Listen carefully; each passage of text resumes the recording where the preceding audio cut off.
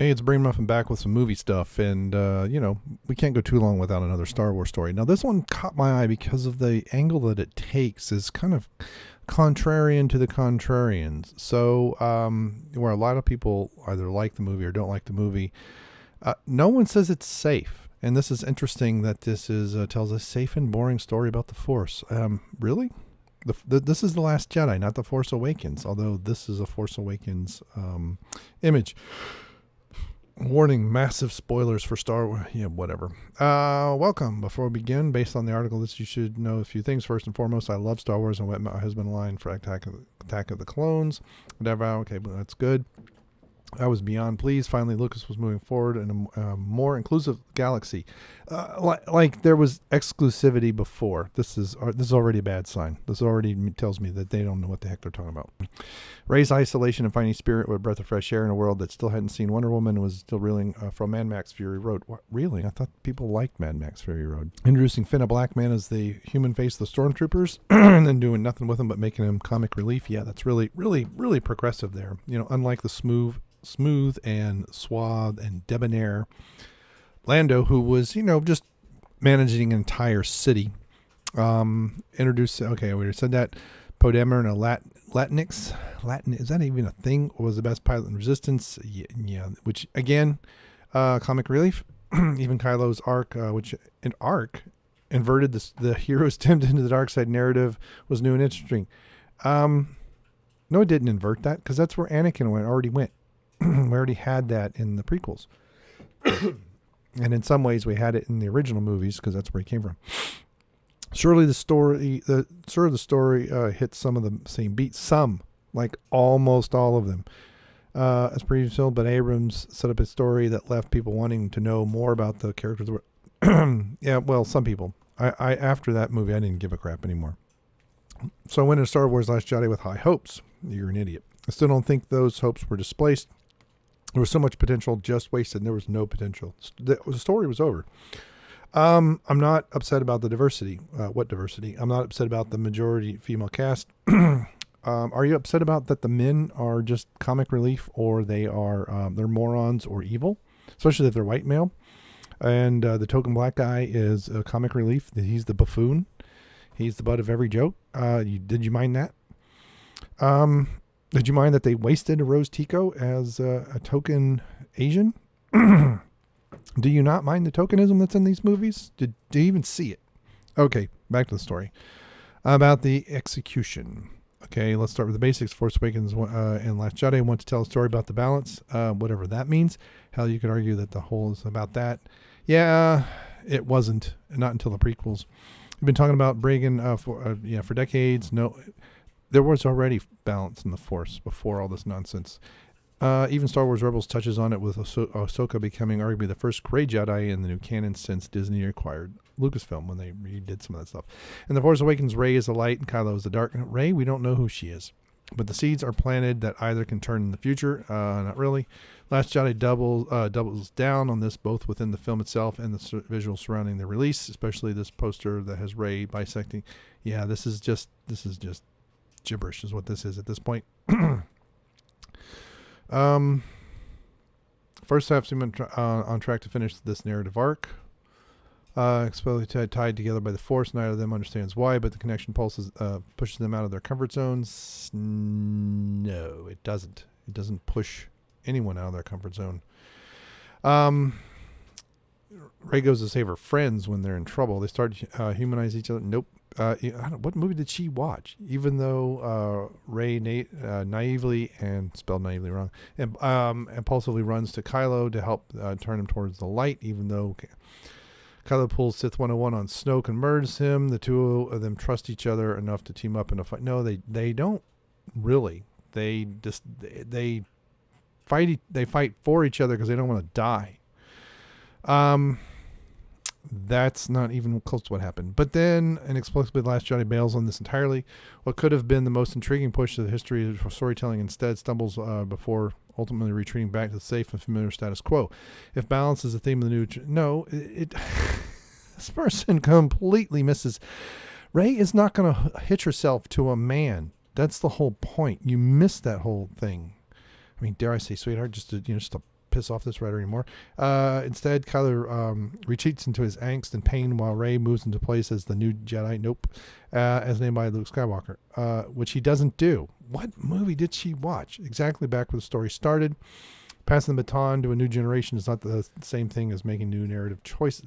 Yeah, but the baton has been passed. Luke has run away and refuses to train, doesn't really train Rey, doesn't really even help her much at all, other than she steals the sacred Jedi text before Force Ghost Yoda burns the tree to the ground. But Kylo wants her to join, and she's not going to, feminism 101, modern feminism 101, you do not hit yourself to a man, unlike what Hillary did.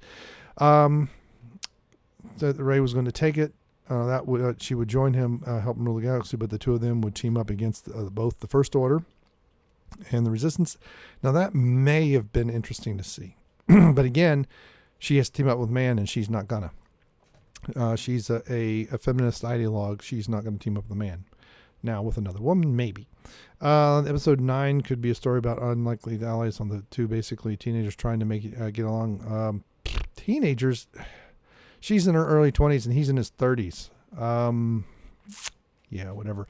Then there's Luke himself. His battle with Kylo Ren had the potential to become an iconic and meaningful as any death in the Star Wars universe, but again, not so much. Now there I agree. This is Ruin Johnson just trying to, subvert our expectations. We know from Last Jedi that things went poorly between Kylo and Luke when the former was still a Padawan. We get 3 versions of the story as to how, none of them make any sense. 2 from Luke, 1 from Kylo. And you know what? I'm more adept to believe the MO Sith than the Jedi Master. I'm not.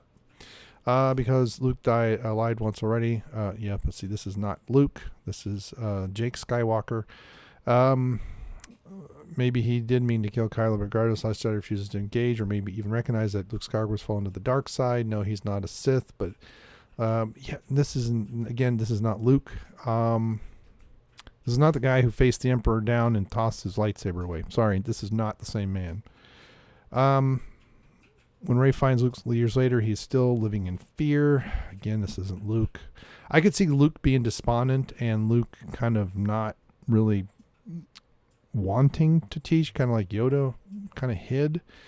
But I don't see him being fearful. So the duel between Luke and Kylo had the potential to explore this, for Kylo to throw Luke's shortcomings in his face to make his uncle understand that once again the actions of the Jedi led to a self-fulfilling prophecy. What prophecy? And that the Jedi needed to end, which Luke already knew before they faced each other. He says it's time for the Jedi to come to an end. So this is stupid. Did Donna, did she ever, what movie did she watch? Because this is not the movie. I'd rather have Kylo cut him down cold-blooded and then Luke dying on whatever Jabba clone of broken heart is. Yeah, and I kind of agree with that. That forced casting nonsense was stupid. At the end of the day, Last Jedi failed to understand the theme set in motion years ago. The light and dark are both detrimental, and only by standing on the fulcrum, not literally just, okay, find balance. Well, see, this is a problem with the prequels. They never define what balance was. When you have thousands of Jedi and 2 Sith, that's not really balanced, now is it? Now, Knights of the Old Republic had lots of Sith, and we didn't have that only 2 nonsense that Yoda spouts off. That was just stupid Lucas nonsense. This is getting, I'm saying long, not really. Having touched on flying Leia, which is dumb, exposed secret keeping when she obviously had a plan that would give the Resistance hope. She had no plan. That's the thing. She actually didn't have a plan. She's being shut off to a side plot that meandered and ultimately had no effect on the story. Again, this is Rian Johnson. Some standoff. Again, Finn is just comic relief. And they really wasted Phasma for a second time. Finn and Phasma have been the 2 that I think have been treated the worst in the new movies. They've been completely, almost like Left 4 Dead, especially Phasma. They're just stupid. Chewbacca suddenly became able to outfly anything Han ever did. Lack of stakes. Yeah, and we have Rey, first shot from the turrets, shoots 3 TIE fighters. It's almost like Poetic Justice. In the beginning, we have the bombers. We have a TIE fighter go through 3 of them, take them out. And then near the end of the movie, Rey takes out 3 TIE fighters with 1 shot from the Millennium Falcon. 10 years too late to actually make a difference. What darkness being a complete waste of time. Yeah, 2 to 3 inch thick plot armor. Yeah, I agree with that. If so some of the stuff she's actually making points, and other I don't know what the heck she's really going on about. It would be interesting to know what she wanted to actually see. Not him, of course, it's conviction at any point. I thought Rey was going to team up with Ben to find a new path. That was the whole narrative built. Oh, wait a minute. Before somebody retreating back to safe. Yes, please. I would like to. You can't see the rest of them. I disagree on most of the points here. Yeah, I do too, because most of the points are wrong. They're not even. They're not. I don't mean like opinion rate. That's not what happened in the movie, and that wasn't the point of the movie. So, I really don't know what her complaint is, because most of her things that she points out either didn't happen in the movie or they are contrary to the meaning of what happened in the movie. Although I will say that there's lots of characters that were wasted. Finn and Phasma being the absolute most wasted characters, and you have the token Asian woman being the guardian of the escape pods, and basically accuses Finn of being a coward when he's not. He actually is trying to get away from there so that Rey doesn't come and find herself in a trap. That's actually quite courageous. But him, running down the hall with fluids leaking all over the place, literally a day. Where the white woman at? I mean, it's racist and it's insulting. It's insulting to the actor, and it's insulting to the character and the audience. Rey better die in 9. That's all I'm going to say. She better die horribly and cruel and in the beginning. And Kylo Ren ought to have some kind of arc. Make him evil, make him pure evil, make him worse than Vader. I don't care. But give him something to do other than being an emo, angsty, pain in the butt. All right. So what do you think? You think this author is on to something? She on something? Let me know. Bye.